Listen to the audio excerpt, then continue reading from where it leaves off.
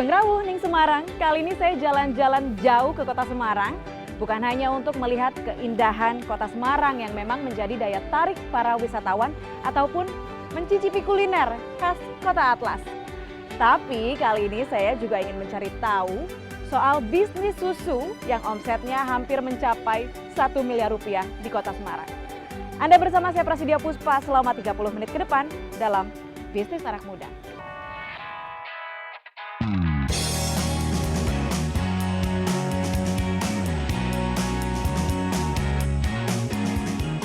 Bisnis kuliner memang banyak digandrungi anak muda sekarang. Meski banyak yang sukses, tapi tak berarti usaha mereka berjalan dengan mulus. Contohnya kedai susu milik anak muda asal Brebes yang baru saja menyelesaikan studinya di Universitas Negeri Semarang. Perkenalkan pemiliknya, Muhammad Faisal Hidayat atau yang akrab disapa Faisal. Sejak masih menjadi mahasiswa, Faisal bersama dua rekannya, Yulaiha Maratul Latifah atau Iva, dan Fendi Nureswanto merintis bisnis kedai susu di Semarang dengan nama It's Milk. Dalam waktu 4 tahun setelah dimulai, kedainya sudah mengalami kematian, tapi kemudian hidup kembali dan mengembangkan belasan cabang. Siapa sangka, bisnis ini dimulai dari program mahasiswa wirausaha yang digelar di kampusnya Universitas Negeri Semarang. Dulu kita nggak punya modal, terus ngajuin proposal, terus didanai. Ya didanai dulu sekitar 3-5 kalau nggak salah itu. 3-5 juta rupiah. 3-5, tapi waktu itu kalau nggak salah cairnya berapa kan. Intinya ya namanya dana pemerintah kan ya, dana hibah kan, itu kan dana hibah, program mahasiswa wirausaha dari UNES juga. Nah apa namanya, pas cair berapa itu, pokoknya buat Risa taunya tuh cairnya banyak, ternyata cairnya dikit. Udah kepake, duitnya tuh sisa 1,3 juta. Waduh. Jadi tapi kan udah terlanjur, udah ngelobi apa yang punya tempat dan sebagainya. Akhirnya saya muter otak waktu itu, bayar pakai 1,3 juta itu dulu buat sewa tempat. Nah, tapi sewa di dekat UNES, dekat kampus. Tapi sebenarnya jangan dibayangin sewanya tuh 1,3, sewanya tuh sebenarnya 10 juta. Nah, tapi kita DP. Nah, untungnya yang punya tempat tuh baik. Saya bilang pokoknya ini saya DP, tapi saya boleh dekor ya. Terus saya boleh istilahnya soft opening gitulah 1 bulan. Bu, nanti kan saya dikasih waktu tenggang. Nah, itu saya manfaatin buat cari duitnya. Universitas Negeri Semarang memang berperan aktif dalam program mahasiswa wirausaha sejak tahun 2009. Faisal dan seluruh calon pebisnis muda yang lolos seleksi mendapatkan dana dan pelatihan kewirausahaan yang turut didampingi dosen pembimbing di bidang kemahasiswaan. Jadi dana ini sebenarnya dana yang kompetitif ya, yang ditawarkan kepada mahasiswa, kemudian mahasiswa secara kompetitif, secara berkelompok 5 orang membuat proposal dan mereka merancang usaha yang akan dikembangkan ya, yang dilakukan sebagai suatu bagian untuk mengembangkan program kewirausahaan mahasiswa. Dananya kecil, hanya 5 juta. 5 juta untuk mahasiswa besar, Pak. Ya, tetapi kan ini kemudian menjadi daya ungkit yang luar biasa. Dana ini diberikan kepada mahasiswa yang potensial, bukan saja mereka yang mengenyam pendidikan bisnis atau manajemen. Faisal adalah mahasiswa D3 Teknik Elektro, sementara Iva dan Fendi merupakan mahasiswa S1 Informasi Teknologi. Pada awalnya hanya Faisal dan Iva lah yang memutar otak agar modal dan ide bisnisnya terwujud. Uniknya, ide bisnis awal yang mereka ajukan untuk mendapatkan modal bukanlah kedai susu, melainkan kedai kopi. Dulu kan konsepnya kopi, jadi kita LPG pertanggungjawabannya ke kampus kan kopi, tapi waktu itu kita susu ya, kita jelaskan kenapa kita ganti usaha. Yang penting kan kita, kalau PMW kan sistemnya kayak minjemi modal gitu, minjemi uang, nanti sudah 1 tahun uangnya yang dipinjamkan tadi tuh dikembalikan. Kurang dari seminggu rencana pembukaan kedai kopinya, Faisal dan Iva dengan cepat mengambil keputusan untuk mengubah produk dan merek dagangnya. Alasannya sederhana, persaingan kedai kopi dirasa sangat ketat dan kedai susu pada saat itu belum ada di Semarang. Faisal juga melihat kedai susu mulai menjadi tren di sejumlah tempat. Jadi waktu itu tuh kita riset buat kayak nongkrong, terus buat riset beli bahan kopi, terus beli beberapa peralatan mesin gitu, coffee maker dan sebagainya, itu untuk kopi. Nah singkat cerita waktu itu udah mau buka. Waktu kan saya dekor liburan kuliah, liburan kuliah, terus Hamin 3 mau buka, itu kan kafe mulai rame, mulai buka di UNES, terus mulai buka, saya lihat tuh kayak ngeper gitu kalau sama-sama saingan di susu, orang saya peralatan minder gitu ya. Uang kan saya dekor tempat itu aja kan kayak meja itu kan bikin sendiri, gergaji dan sebagainya gitu.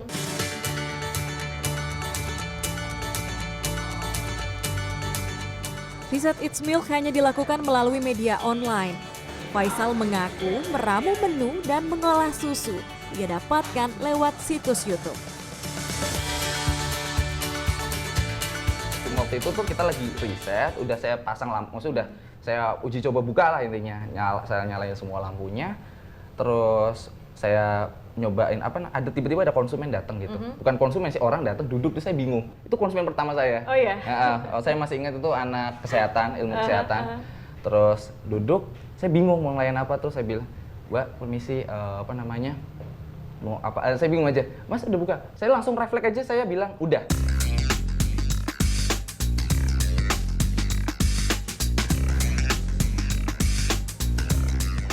Kedai susu pertama It's Milk berada di lingkungan kampus UNES. Usaha ini berjalan mulus. Hanya dalam hitungan bulan, mereka sudah membuka 2 cabang lainnya, satu di sekitar kampus Universitas Diponegoro dan satu lagi di Purwodadi. Berkat mental wirausaha yang kental, Faisal lantas tidak berpuas. Ia juga menjalankan bisnis event organizer atau IO dari hasil keuntungan It's Milk. Namun rupanya IO ini merugi. Mereka pun harus merelakan 3 kedainya dijual untuk menutupi kerugian tersebut. Namun tidak butuh waktu lama, bisnis It's Milk kembali bangkit.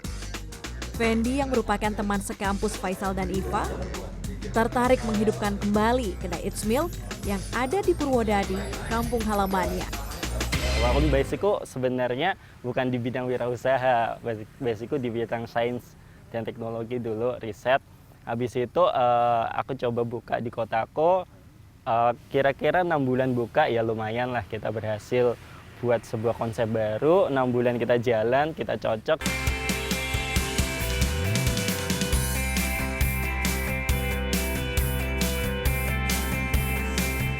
Berkat ilmu wirausaha, kerja keras ketiganya, dan bejo alias beruntung, kini It's Milk memiliki 16 outlet dan 2 kedai waralaba di beberapa kota.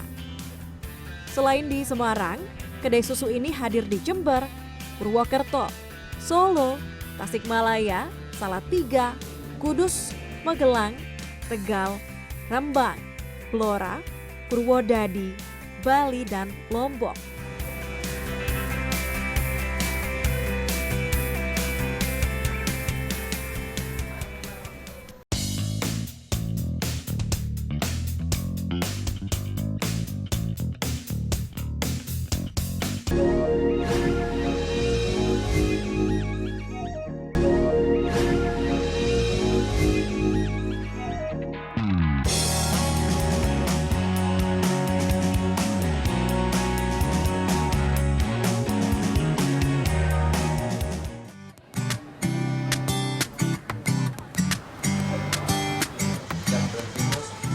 It's Milk bukanlah kedai susu pertama yang ada di Pulau Jawa.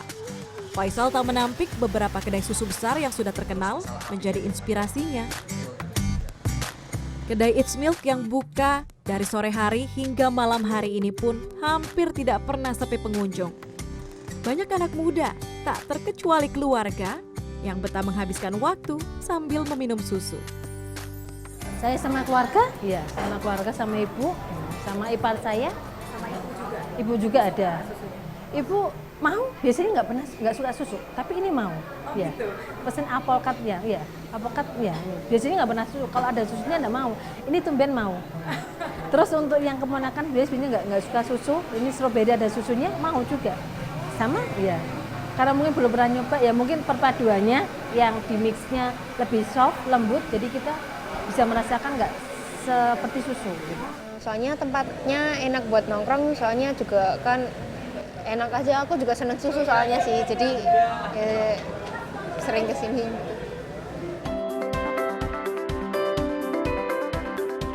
Tidak hanya susu, It's Milk pun memiliki menu makanan yang cukup beragam, mulai dari makanan ringan hingga yang mengenyangkan. Harga yang dipatok sangat terjangkau. Menu susu ditawarkan mulai dari Rp10.000 hingga Rp15.000 per gelas, sedangkan makanan mulai dari Rp10.000 hingga Rp20.000 per porsinya. Menu susu yang ditawarkan beragam, mulai dari yang menggunakan campuran buah asli hingga konsentrat untuk memperkaya rasa. Waktu dulu nggak seperti sekarang dong dengan menu yang ini pasti dulu masih minim karena kan belajarnya juga baru 3 hari. Ya 5, pas awal-awal 5. 5 menu. 5 menu itu bertahan sampai semingguan. Sekarang Terus, ada berapa menu? kalau sekarang ya ada beberapa outlet yang rasanya susah ya 25. Kalau yang cukup kayak di UNES itu kita bisa sampai 35-an rasa. Nah, 35 itu risetnya dari mana? Orang tahu suka itu atau main bikin aja? Main bikin aja. Oh iya? Iya. Tapi respon dari pengunjung? Bagus aja sih. Gitu. Ya istilahnya kadang kan kalau ini uniknya kafe, bedanya kita jualan ya karena kita menu utamanya kan susu, kafe, minuman, jadi bedanya sama makanan. Kalau makanan kita harus ada manajemen bahan, kalau nanti bahannya nggak laku. Nah kalau kita kan tetap bahan dasar kan tetap susu. Rasa kan kita general lah, intinya saya rasa tidak penyimpanannya kita sudah cukup baik lah. Insya Allah untuk masalah gudang nggak ada masalah. Jadi mau rasanya banyak pun nggak masalah.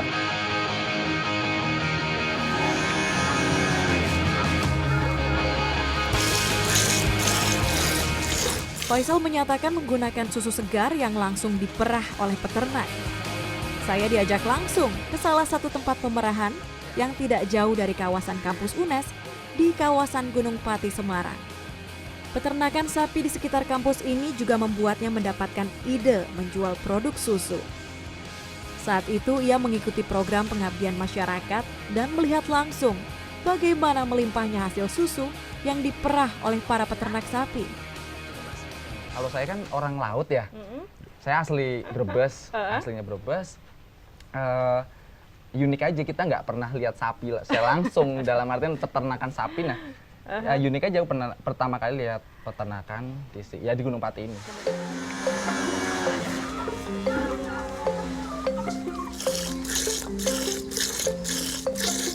Peternak sapi di Gunung Pati mampu menghasilkan 15 hingga 20 liter susu segar per hari. Faisal mengaku untuk satu outletnya rata-rata menghabiskan 40 liter susu sapi. Ini artinya ada kebutuhan sekitar 120 liter susu segar untuk seluruh kedai yang ada di kota Semarang. Oleh karena itu ia pun membeli susu segar langsung dari peternak sapi lain yang juga tersebar di Semarang. Nah, sekarang outletnya sudah banyak.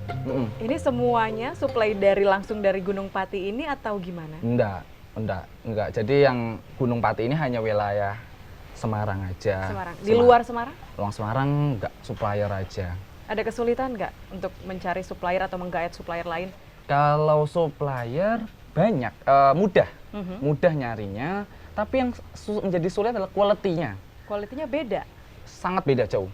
Beda jauh baik dari segi kualitas maupun dari segi cost-nya, harga ya dari supplier tersebut. Dalam artian bukan berarti saya mengeluhkan harga ya, saya rasa harga masih masuk untuk diolah di It's Milk. Tetapi yang menjadi fundamental saya adalah kualitas. Soal kualitas susu dari Gunung Pati, Faisal tidak ragu lagi. Oleh karena itu, setiap liternya, Faisal rela membayar Rp6.000 hingga Rp7.000 kepada peternak. Angka ini jauh lebih baik dibandingkan jika para peternak menjual hasil susunya pada pengepul yang hanya dihargai sekitar Rp3.000 hingga Rp4.000 saja. Kelompok peternak di tempat ini menyatakan baru It's Milk yang membeli langsung untuk diolah. Sebelumnya, susu hanya dijual pada pengepul saja. Para pengepul dapat menentukan harga sesuai keinginan mereka, sebab para peternak terpaksa harus untuk menjual susu produksinya agar tidak basi dan dibuang begitu saja. Kesejahteraan para peternak pun dianggap meningkat sejak bekerja sama dengan It's Milk. Biasanya Bapak jual susu itu 1 liternya berapa tuh? Itu zaman dulu tahun 2013 itu Mas Faisal nerimanya itu ngasihnya itu masih 4.000 dulu ya. Kalau pengepul sekitar 3.000, 2.700. 2.700. Semakin tahun bertambah. Bicara soal kendala pemerahan, Zainuddin sebenarnya tidak terlalu merasa banyak halangan. Hanya saja, cuaca dan masa kehamilan sapi kerap berpengaruh terhadap jumlah hasil produksi susu. Soal kesegaran susu sapi ini kan sangat-sangat krusial gitu ya.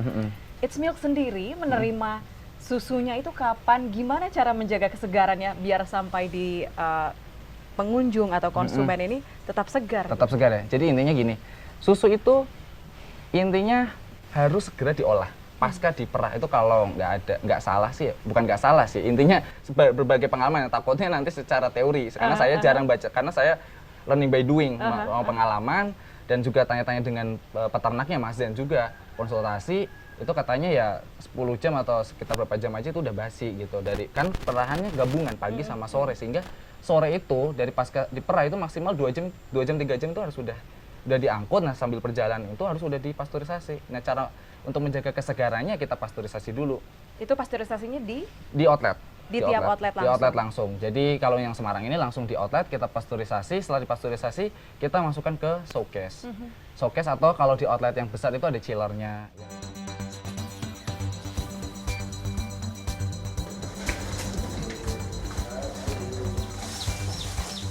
Sapi-sapi di Gunung Pati diperah setiap pagi pukul 8 dan pukul 4 sore yang kemudian langsung diantar atau diambil oleh salah satu karyawan It's Milk. Khusus di Semarang, pengantaran susu hanya dilakukan sekali pada sore hari. Alasannya, untuk menjaga efisiensi biaya namun tetap tidak merusak kesegaran susu tersebut hingga sampai di pengunjung.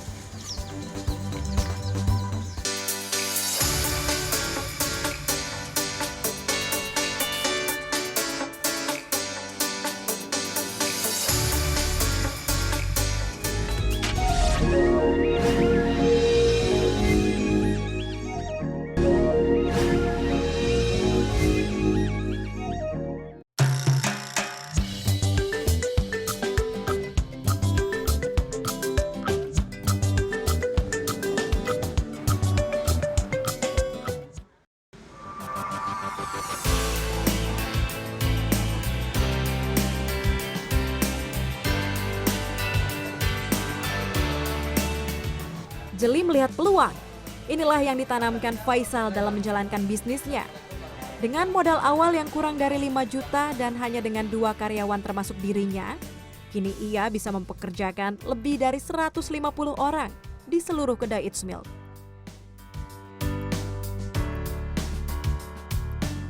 Faisal, kalau kita bicara soal omset nih, omset untuk satu outlet aja di It's Milk Semarang ini berapa angkanya? Oh untuk yang Semarang ini? Yang outlet ini? Oh kalau yang outlet ini ya sekitar 75-an lah. Ini sekitar 75 juta per bulannya. Rata-rata untuk semua outlet? Ya 65. 65 jutaan. Nah kalau kita berbicara 65 juta nih, kemudian sudah berkurang biaya sewa, gaji produksi, itu bersihnya berapa? Bersihnya sekitar 20-an. 20 juta? Berarti dikali ada 18. Ya. Ada 18. Ya, dikaliin sendiri. Bersihnya hampir lebih dari 350 juta berarti ya. Sekitar itulah. Oke. Nah, waktu pertama kali kan dapat uangnya 5 juta dari PMW, terus ditambah dengan uang dari beasiswa, terus founder, utang-utang sekarang sini. Iya. Balik modalnya tuh kapan?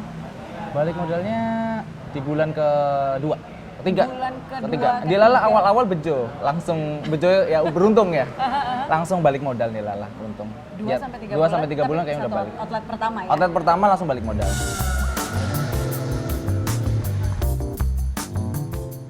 Tidak semua keuntungan yang didapat dari seluruh kedainya masuk ke rekening pribadinya. Sebagian keuntungannya diinvestasikan kembali agar usahanya semakin berkembang. Melihat persaingan bisnis kedai susu yang cukup menjamur di Pulau Jawa akhir-akhir ini, Faisal dan timnya terus melakukan pengembangan dengan berbagai inovasi. Kafe atau Kafe, kedai? Pulang? kedai. Kedai susu Mm-mm. di Jawa, Di khususnya di Jawa. Semarang, Mm-mm. Jogja, Solo. Mm-mm. Ini bukan cuma It's Milk loh. Betul. Banyak. Banyak. Persaingannya sangat amat ketat. Sangat ketat, betul. Gimana menjaganya? Nah, itu yang memang menjadi fokus kita sampai detik ini. Jadi memang sampai detik ini pun yang menjadi fokus kita ada 2. Menghadapi persaingan yang itu meliputi inovasi dan sebagainya. Yang kedua, masalah yang terkuat itu quality control. Itu menjadi fokus yang sampai sekarang masih terus istilahnya itu nggak seperti kita nyusun job desk. Udah ini bikin susu kayak gini selesai gitu, enggak, tapi itu berkelanjutan terus dievaluasi terus. Nah, memang sampai sekarang fokus tim It's Milk secara kantor itu pusat kita memang fokusnya ke situ. Nah, untuk menghadapi itu bagaimana, yang jelas ya kita terus harus berinovasi, nggak boleh ketinggalan. Salah satu strateginya adalah inovasi rasa yang belum pernah ada di kedai lainnya, hingga atmosfer tempat yang ditawarkan. Desain It's Milk dibuat semenarik mungkin, lengkap dengan berbagai lukisan dinding yang bergambarkan hal-hal yang berkaitan dengan susu. Konsep desain di tiap kedai dilakukan langsung oleh tim It's Milk. Menurut Faisal, selain harus kreatif membuat konsep, ia juga harus pandai memilih lokasi sebagai investasi.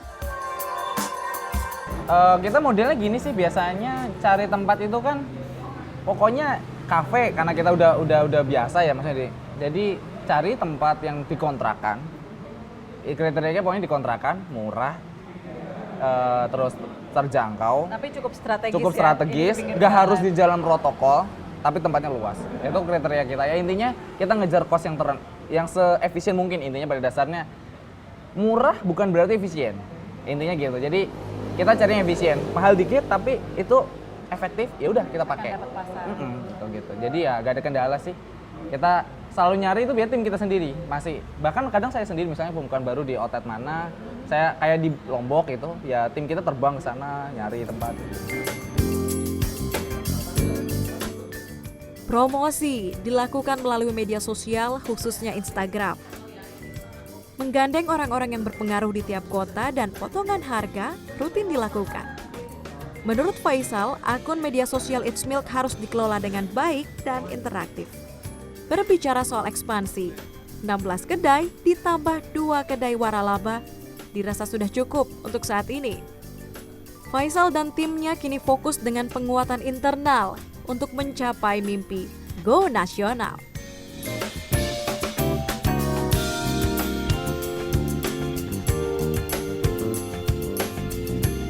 Kalau bidang kafenya dulu sih ya, yang jelas kita perkuat manajemen dulu. Secara ekspansi sebenarnya kita belum ada bayangan. Karena rencana untuk setengah tahun ini kita memang pengen break dulu, nggak buka outlet. Jadi kita mau nggak ekspansi karena untuk bukan benar sih manajemennya biar lebih baik. Karena saya rasa di titik ini kami udah ngerasa untuk mimpi kita go nasional itu bukan hal yang mustahil lagi. Intinya untuk ekspansi memang belum, tapi untuk kedepannya ekspansinya akan seperti apa ya? Yang jelas harus go nasional. Meski usianya masih sangat muda, namun Faisal dan teman-temannya sudah merasakan rasanya jatuh bangun saat berbisnis. Ia menitipkan pesan bagi para pebisnis muda untuk tidak mudah menyerah dalam berusaha.